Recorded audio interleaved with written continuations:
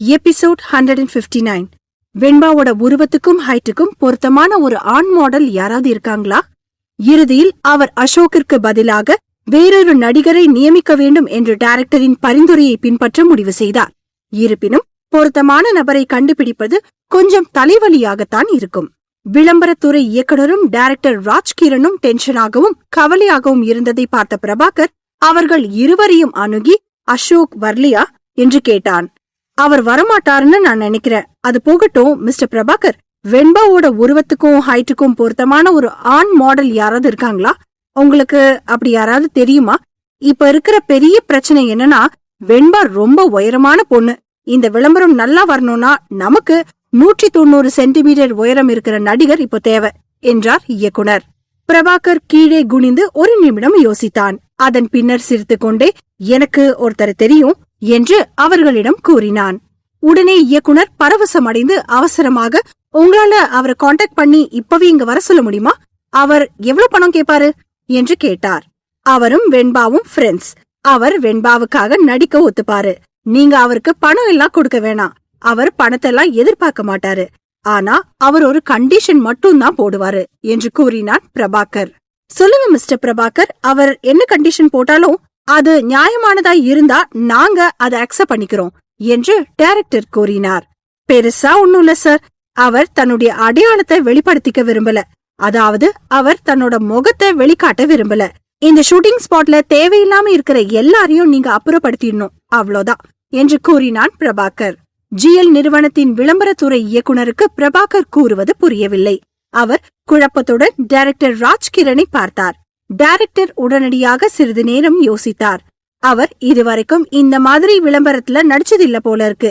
அதனாலதான் அவர் தன்னோட முகத்தை காட்ட விரும்பல போல இருக்கு என்று தனக்குள் நினைத்து கொண்டார். அவர் பிரபாகரை பார்த்து, ஆல்ரைட் பிரபாகர், நான் அவரோட முகத்தை காட்ட மாட்டேன். அவருடைய முதுகு மட்டும் காட்டுற மாதிரி தான் ஷூட் பண்ண போறேன். நீங்க கவலைப்படாம அவரை வர சொல்லுங்க என்று வாக்குறுதி அளித்தார். பின்னர் அவர் தனக்குள் எழுந்த சந்தேகத்தை பிரபாகரிடம் கேட்டார். அவரோட பெர்ஃபார்மன்ஸ் எப்படி இருக்கும்? அவரோட ஹைட், வெயிட் எல்லாம் வெண்பாவுக்கு பொருத்தமா இருக்குமா என்று கேட்டார். டோன்ட் வரி டைரக்டர் சார், அவரோட ஹைட், வெயிட் எல்லாமே வெண்பாவுக்கு ரொம்ப மேட்சிங்கா இருக்கும். அவருடைய பெர்ஃபார்மன்ஸும் ரொம்பவே நல்லா இருக்கும் என்று பிரபாகர் உறுதியாக கூறினான். நீங்க சொல்றத கேக்குறப்ப எனக்கு அவரை உடனே பாக்கணும் போல இருக்கு. இவ்ளோ ஃபிட்டா இருக்கிற அவர் ஏன் இந்த ஃபீல்டுக்கு நடிக்க வரல என்று டைரக்டர் ராஜ்கிரண் ஆர்வத்துடன் கேட்கவும், அதற்கு பிரபாகர், அவர் இதுக்கான பதில இதுவரைக்கும் யார்கிட்டயும் சொன்னதில்ல என்று கூறினான். பின்னர் அவர்கள் இருவரையும் பார்த்து கண் சிமிட்டி விட்டு, ஓகே, ஒரு பிரச்சனை முடிஞ்சு போச்சு. நீங்க ஷூட்டிங்க்கு ரெடி பண்ணுங்க.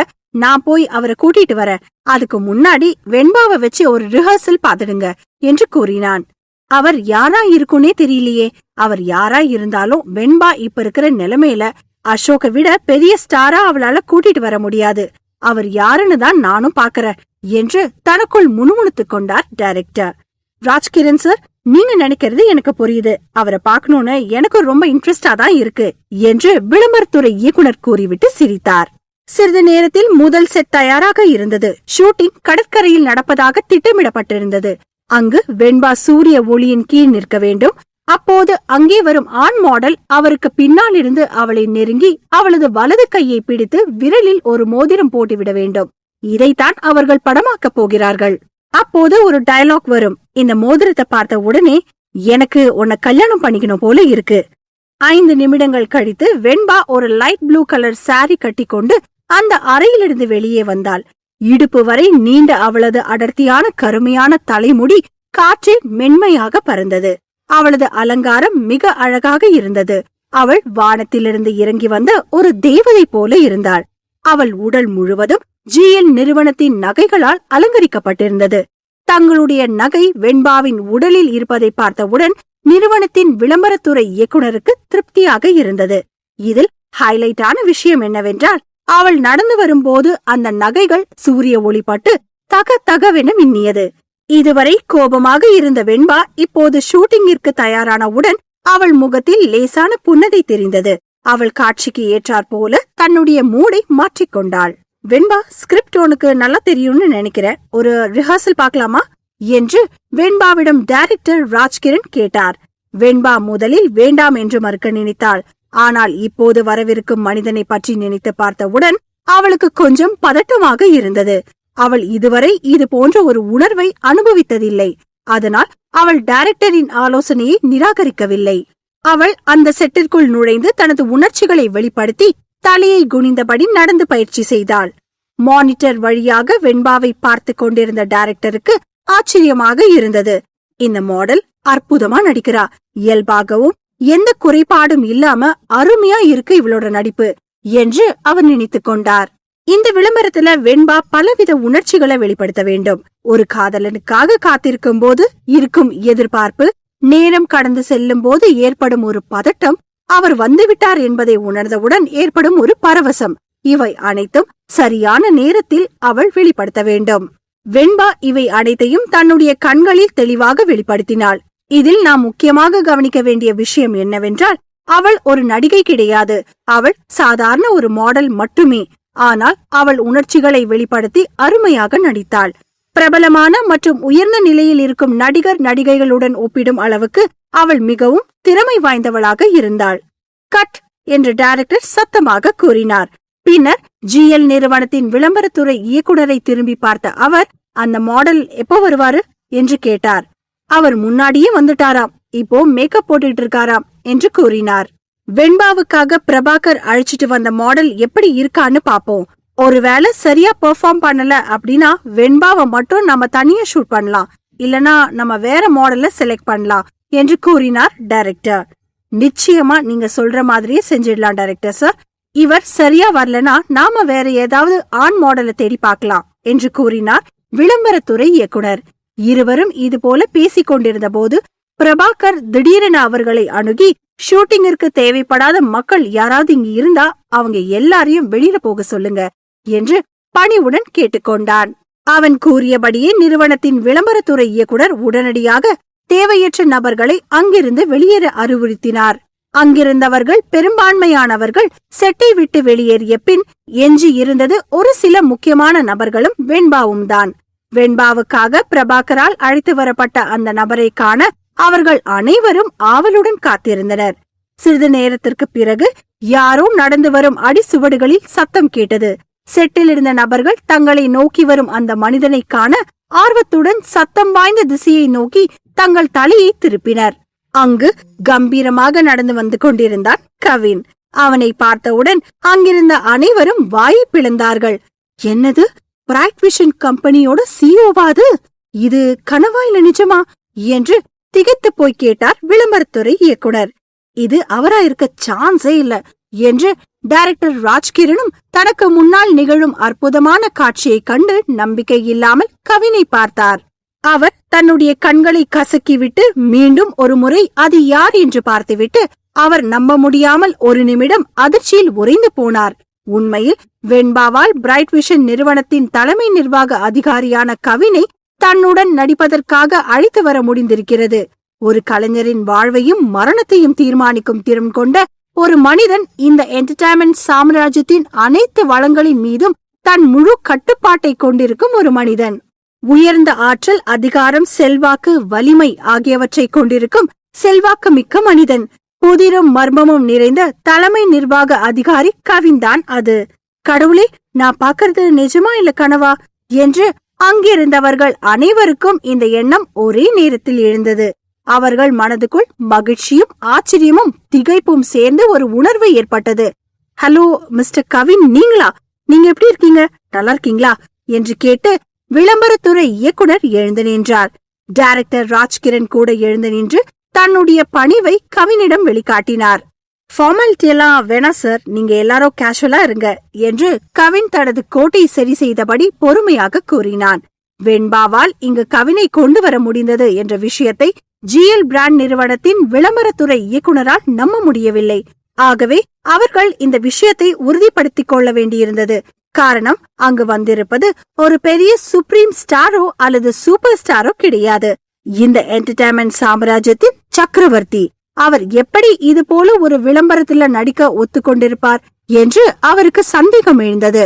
அவர் மனதில் இருந்த சந்தேகத்தை கவின் புரிந்து கொண்டான். அவனே முன் வந்து, வெண்பா என்னோட ஃப்ரெண்ட், அவங்களுக்கு ஹெல்ப் வேணும்னு நான் கேள்விப்பட்டேன். அதனாலதான் நான் என்னோட டைம் ஒதுக்கி அவங்களுக்காக நடிச்சு கொடுக்க வந்தேன். இந்த விளம்பர படத்தை எடுக்க ரொம்ப நேரம் ஆகுமா என்று தனக்கும் வெண்பாவுக்கும் இடையேயான தனது உறவை அவர்களிடம் தெளிவுபடுத்தாமல் அமைதியாக கேட்டான் கவின். அவர்களுக்கு ஆச்சரியமாக இருந்தது.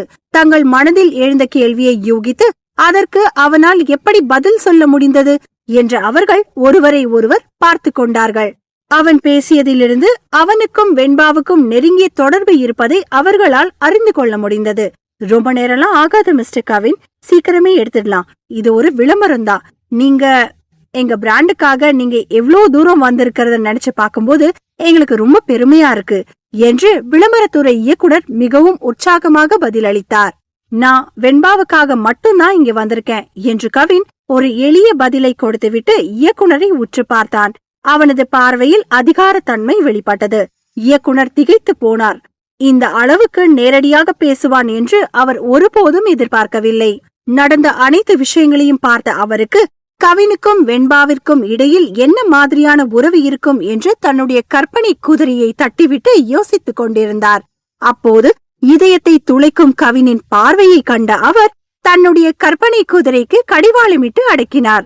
வெண்பா ரொம்ப டேலண்டான பொண்ணு, அவளுக்காகத்தான் நான் இப்ப இங்க வந்தேன் என்று கவின் கூறியவுடன் இயக்குனரும் ராஜ்கிரனும் ஆமாம் என்பது போல தலையை அசைத்தார்கள்.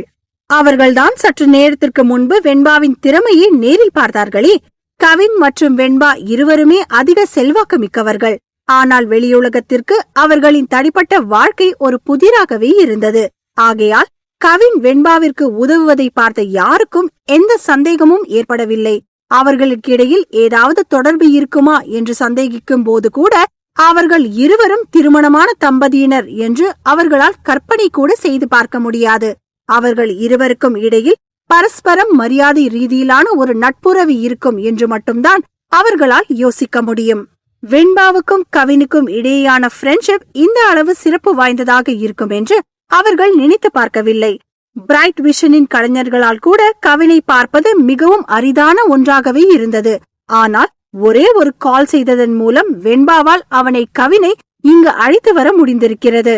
அவனும் தனது எல்லா வேலைகளையும் அப்படியே விட்டுவிட்டு அவளுக்கு உதவிக்கரம் நீட்ட நாடி வந்திருக்கிறான்.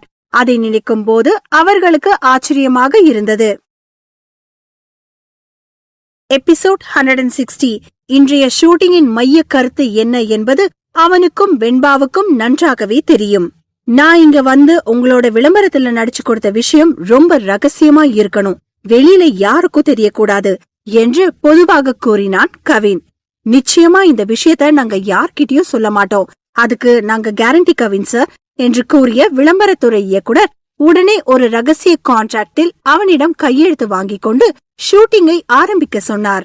அவர்களால் ஒரு காலமும் அவனுக்கு எதிராக நடக்க முடியாது. அவனை எதிர்த்தால் என்ன நடக்கும் என்று அவர்களுக்கு தெரியும். கவின் எதுவும் கூறவில்லை. அவன் தன் தலையை தூக்கி தூரத்தில் நின்று கொண்டிருந்த வெண்பாவை பார்த்தான். அவர்கள் கண்கள் ஒரு சில நொடிகள் சந்தித்துக் கொண்டன. GL பிராண்டில் விளம்பரத்துறை இயக்குனர் முதலில் கவினிடம் இந்த ஷூட்டிங் பற்றிய விவரங்கள் ஏதாவது அவனுக்கு தெரியுமா என்று கேட்க விரும்பினார்.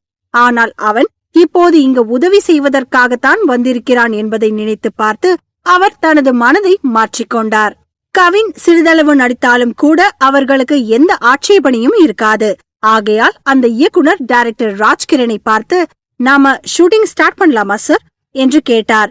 ஓகே, ஸ்டார்ட் பண்ணலாம். ஆனா மிஸ்டர் கவினுக்கு நம்ம என்ன ஷூட் பண்ண போறோம்னு தெரியுமா என்று தன்னுடைய சந்தேகத்தை அருகில் நின்று கொண்டிருந்த இயக்குனரிடம் கிசுகிசுப்பாக கேட்டார். உடனே சற்று தூரத்தில் நின்று கொண்டிருந்த கவின், டைரக்டர் நான் ரெடி, இப்பவே ஸ்டார்ட் பண்ணலாம் என்று கவின் உறுதியான குரலில் கூறினான். அவன் இதற்கு மேல் நேரத்தை வீணாக்க விரும்பவில்லை. இன்றைய ஷூட்டிங்கின் மைய கருத்து என்ன என்பது அவனுக்கும் வெண்பாவுக்கும் நன்றாகவே தெரியும். இந்த ஷூட்டிங் 3 பகுதிகளை உள்ளடக்கியது.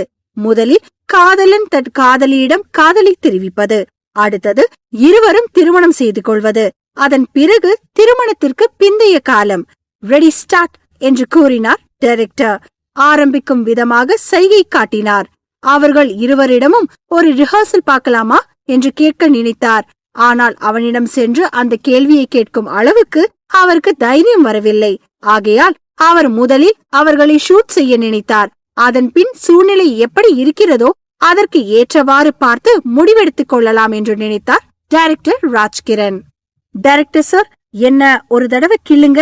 இங்க நடக்கிறது எல்லாம் நிஜமா இல்ல கனவான்னு எனக்கு இன்னும் புரியல.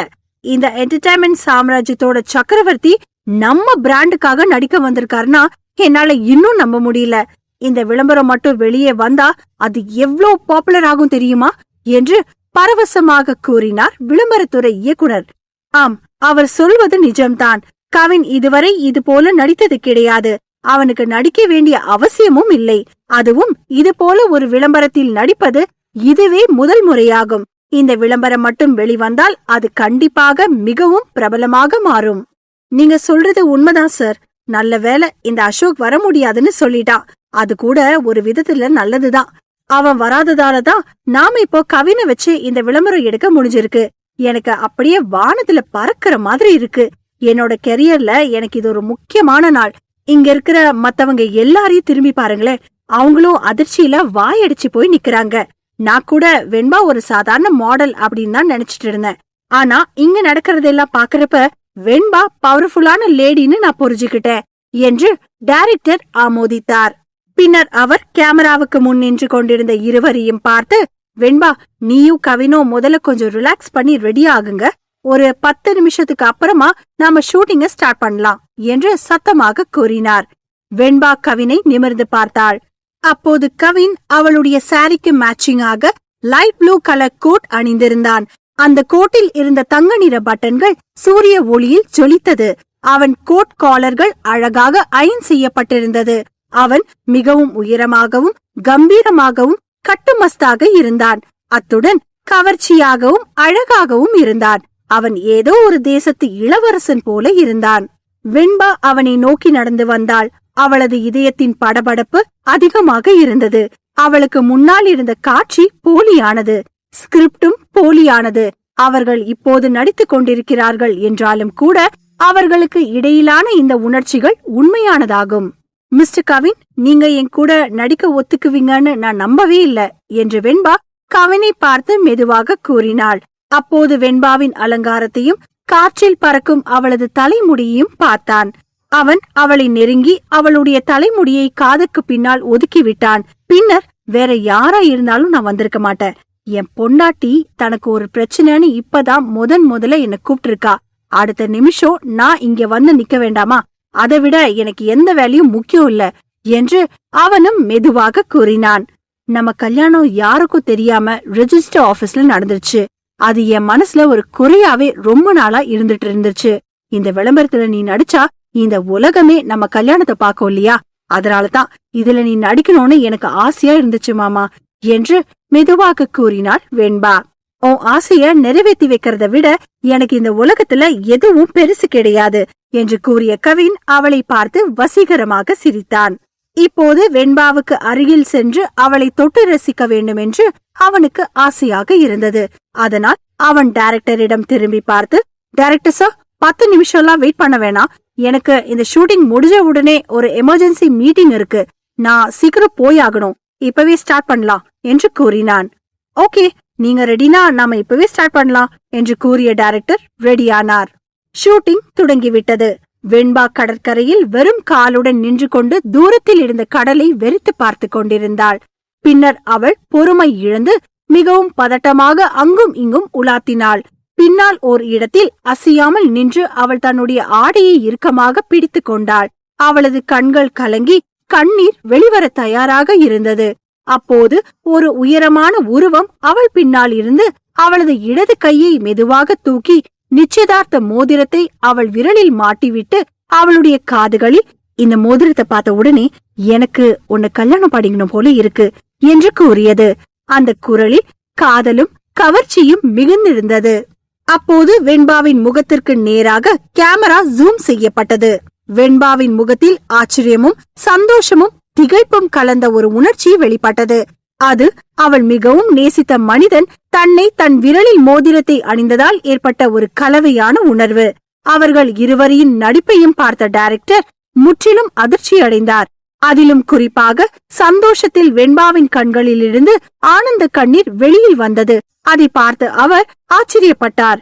இந்த சீனை அவர்கள் இருவரும் இவ்வளவு விரைவாக முடிப்பார்கள் என்று டைரக்டர் கொஞ்சம் கூட எதிர்பார்க்கவே இல்லை. அவர்கள் இருவரும் இயல்பாக நடந்து கொள்வது போல சிறப்பாக நடித்தார்கள். ஸ்கிரிப்டில் உள்ளபடி அவர்கள் தெளிவாகவும் அழகாகவும் அனைத்தையும் செய்தனர். இந்த காட்சி எந்த ஒரு குறைபாடும் இல்லாமல் அருமையாக படமாக்கப்பட்டது.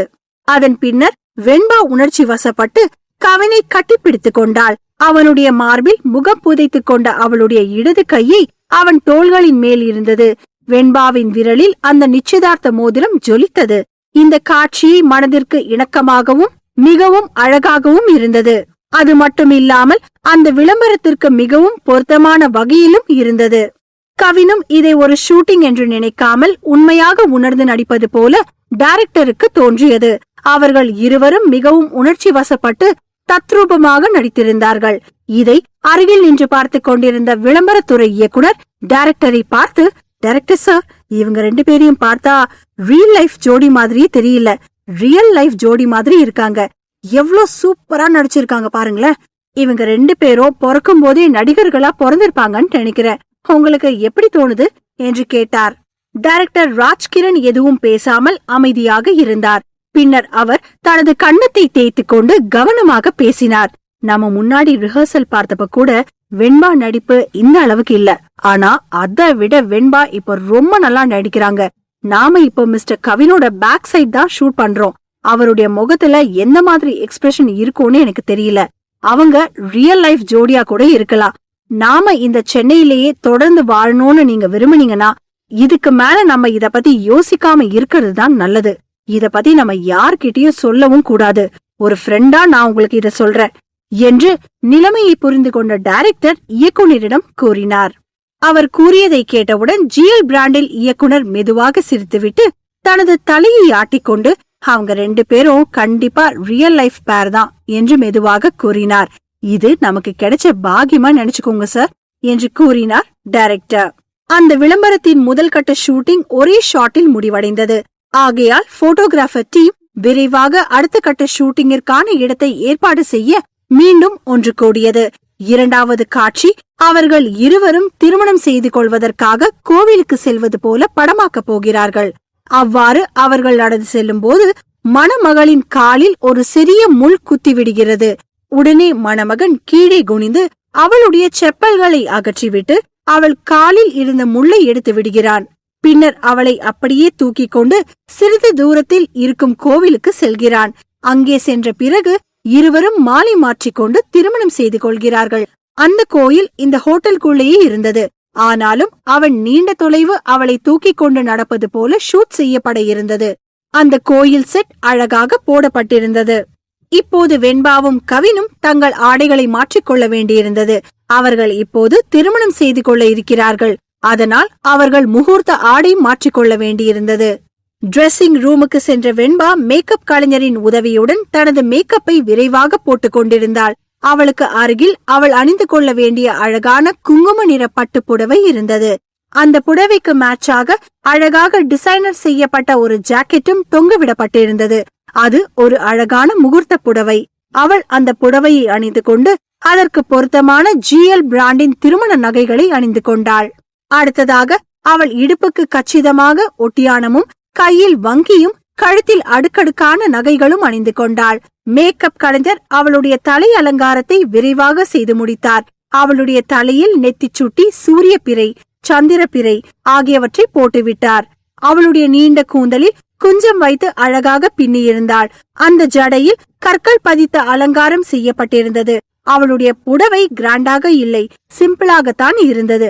ஆனால் அவள் அணிந்திருந்த நகைகள் மிகவும் அழகாக கிராண்டாக இருந்தது.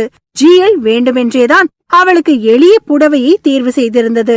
சிம்பிளான புடவையில் கிராண்டான நகைகள் இருந்தால்தான் நகை எடுப்பாக இருக்கும் என்று நினைத்தது. ஆனாலும் அந்த புடவையில் அவள் மிகவும் அழகாக இருந்தாள். மேக்கப் முடிந்து பணப்பெண் கோலத்தில் வெளியில் வந்த வெண்பாவை பார்த்ததும் கமலி அப்படியே ஸ்தம்பித்து நின்றாள். அவளுக்கு தன்னுடைய கண்களை நம்ப முடியவில்லை. அப்படியே அச்சசல் மணப்பெண்ணை போலவே இருந்தாள்.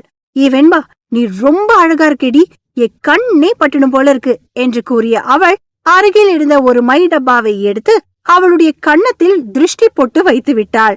பின்னர் தன்னுடைய போனை எடுத்து அவளை பல கோணங்களில் போட்டோ எடுத்தாள். பிறகு அவளுடன் சேர்ந்து செல்ஃபி எடுத்துக்கொண்டாள். இந்த சாரி ரொம்ப சிம்பிளா தான் இருக்கு. ஆனாலும் அது உனக்கு ரொம்ப நல்லா இருக்கு என்று மேக்கப் கலைஞர் கூட வெண்பாவின் அழகை கண்டு வியந்து பாராட்டினார். பின்னர் அவர் கீழே குனிந்து புடவையின் கொசுவத்தை சரி செய்துவிட்டு அங்கிருந்து கிளம்பினார்.